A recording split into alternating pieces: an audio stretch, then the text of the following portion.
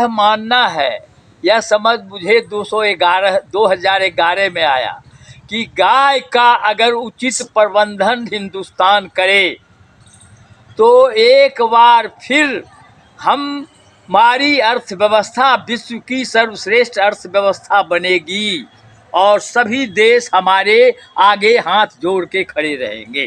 बिल्कुल सही। आप क्या कहेंगे गाय के लिए? आप भी कुछ कहिए जी। जो भी ड्राफ्ट और उसका जो भी चुनौतियाँ और चीज़ें रखी हैं, तो सही बात है कि अगर गाय के वाक्य में सही से उस पर काम करें। और इसमें एक चीज़ मैं थोड़ा सा और जोड़ना चाहूँगी कि जो मैं अभी अपना महिला स्पेस की जो बात कर रही हूँ, तो वो भी इसमें जो है वो गाय के साथ जो है कि जो भी व्यवस्था बनाए, जैसे उसके रखरखाव, महिलाओं का योगदान भी उसमें, तो उसमें जो है उसके लिए उसमें स्पेस रखे कि हाँ ये रोजगार में ये महिलाएं सबको देखभाल के लिए गाय, क्योंकि बहुत बढ़िया। पशुपालन जो ज़्यादातर जो भी देखा जाए वो महिलाएं ज़्यादा करती हैं उनका, चाहे वो, तो इस एक पॉइंट को भी इसके एक अंदर जो है बैनर बनाइए। वो अभी पूरा 1 मिनट खाली ये अपना पूरा बोलो। मैं सर के एक बात से बहुत ज़्यादा सहमत हूँ कि इन्होंने कहा कि कृत्रिम गर्भाधान पहले शहर में क्या होता था इस बारे में तो मुझे ज़्यादा नॉलेज नहीं है, लेकिन गांव में आज भी गायों का कृत्रिम गर्भाधान किया जाता है और वो जो बच्चे पैदा होते हैं वो ज़्यादा दिन तक जीवित नहीं रहते। बिल्कुल, वो लगभग बहुत बड़ी समस्या है। 5 से 6 महीने में उनका बच्चा मर जाता है। फिर गायों को इंजेक्शन देते हैं दूध निकालने के लिए, तो ये बहुत बड़ी समस्या है। बड़ी बात, और बहुत बड़ी दूसरी बात ये है कि उनका जो मलमूत्र का निपटारा है वो ऐसे सड़कों पे पड़ गया, कहीं औरतें उनको उपला बना दे रही, उनका भी एक निपटारा अच्छे से हो तो ये भी बहुत बड़ी बात बन सकती है। बड़ी बात, बड़ी आप बात। अपना जोड़िए अब ये जी आप ये कहेंगे ना, ये तो गया से पधारे, अपने थोड़ा परिचय देंगे। और इनका नाम प्रियंका है और ये बहुत अच्छी गायिका है, इनका मैं नाम जानता हूँ। आपका क्या नाम है? ये राखी गुप्ता है और समाज सेविका है, खासतौर से महिलाओं और गायों के लिए काम करती है। आप हैं डॉक्टर ओंकार मित्र। जैसा नाम है वैसा आप आपने इनको सुनाइए। जी। राष्ट्रीय अध्यक्ष हमारे साथ में वाल्मीकि प्रसाद सिंह जी। अब ये त्रेता के बाद आए हैं। बिल्कुल। और टावरी जी के साथ मिल करके पूरे देश में ये अभियान गायों को लेकर के, करपात्री जी के बाद लगता है इस बार पहली बार बड़ी। और ये पधारे हैं गया से, जहाँ गाय, गंगा और गाय, वहाँ पर सूखी नदी को भी आजकल गाय का नगरी पकड़ करके सनातन धर्मी पूरे दुनिया से आकर के पार हो रहे हैं। ये आपका शुभ नाम थोड़ा बताएं। जी, मेरा नाम संजय सज्जन सिंह है। मैं बोधगया में जो निरंजना नदी है फल्गु, उसके रिजुविनेशन के लिए काम कर रहा हूँ। ऐसे तमाम नदियों के लिए काम कर रहा हूँ जो कभी बहती थी, फिर बरसात में बहने लगी और अब सूख चुकी हैं, नहीं बहती हैं, उसमें पानी नहीं, उसके लिए काम करता हूँ। और गायों का जो है, गाय आधारित ग्रामीण अर्थव्यवस्था मेरा मूल काम है, उसके लिए काम करता हूँ। 2007 में हमने गोविंदाचार्य जी के साथ मिल करके, के.एन. गोविंदाचार्य जी के साथ मिल करके और गोकुल सामाजिक विश्वविद्यालय की शुरुआत की थी।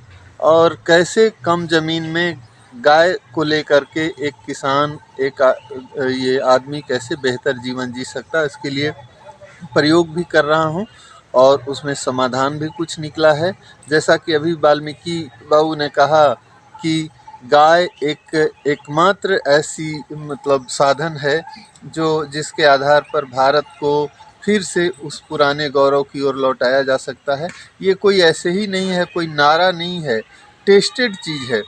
अगर इस देश को सही में तरक्की की ओर ले जाना है, रोग मुक्त करना है और सही में अगर जैसा सोने की चिड़िया कहा जाता था और संपन्नता थी, आज़ादी के पहले तक जो है इस देश की जो अर्थव्यवस्था थी वो बाकी दुनिया के देशों की अर्थव्यवस्था से ऊपर थी, जिसको लूटने के लिए पूरी दुनिया के आतताई और लुटेरा लगे हुए रहते थे। तो उस भारत को फिर से अमीर और संपन्न बनाने के लिए अध्यक्ष जी ने एक शब्द में जो कहा, कम शब्दों में, कि एकमात्र ऐसी चीज़ है जिसके सहारे आगे बढ़ाया जा सकता है, तो वो है गाय का संवर्धन और गौ का पालन और गाय आधारित ग्रामीण अर्थव्यवस्था। बड़ी बात इन्होंने कही।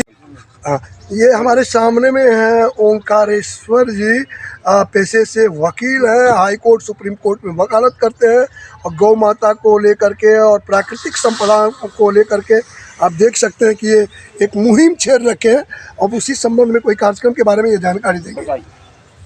जय गौ माता जय गोपाल।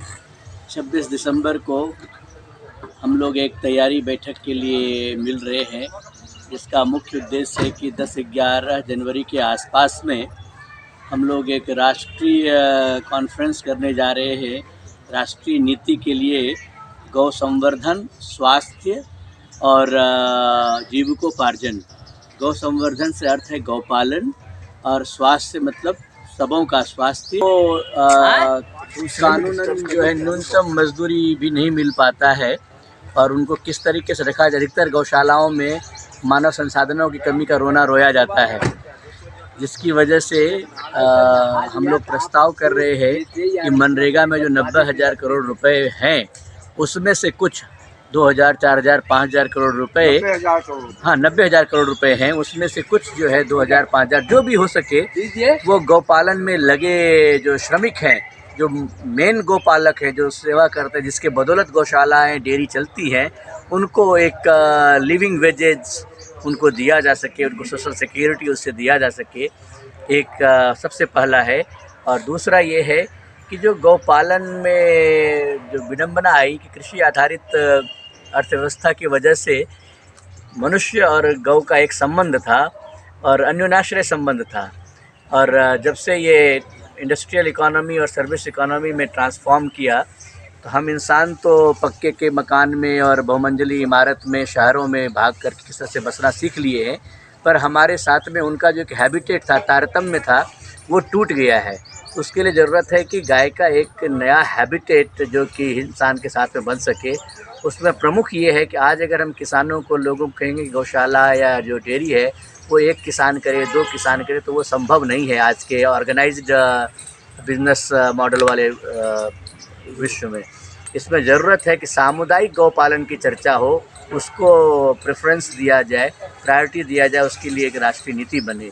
दूसरी बात है उसके बाद में स्वास्थ्य को लेकर के ये है कि अभी तक जो पंचगव्य और गौ से संसाधन सिर्फ हृष्ट पुष्ट होने की चर्चा को लेकर के 1 किलो 2 किलो घी और दूध बेचने की बात हम करते हैं, पर अगर इसको हम व्यावसायिक पोटेंशियल, इसका जो कमर्शियल पोटेंशियल है उसको अगर देखें तो जो इंग्लिश मेडिसिन, जो मॉडर्न मेडिसिन है, जिसमें कि स्टैटिन है, जो कि लोगों को मॉडर्न मेडिसिन क्यूरेटिव और प्रिवेंटिव दोनों तरह के लिए कोलेस्ट्रॉल मैनेजमेंट के लिए देते हैं, स्टैटिन नाम की दवाई, वो अगर आप देखेंगे तो पूरे वर्ल्ड ओवर में उसका जो मार्केट साइज़ है वो करीब 5-6 ट्रिलियन डॉलर का है।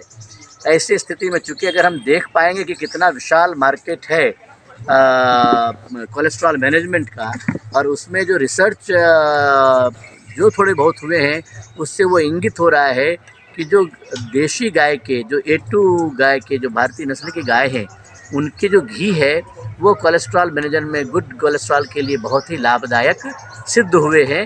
ये बहुत सारे एक्सपेरिमेंट में साबित भी हुए हैं।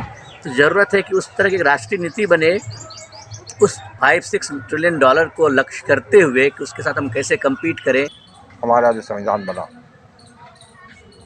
As was the hope of the Hindu community, जो 100 साल से आज़ादी की लड़ाई चल रही थी, उसमें गाय का मुद्दा मुख्य था।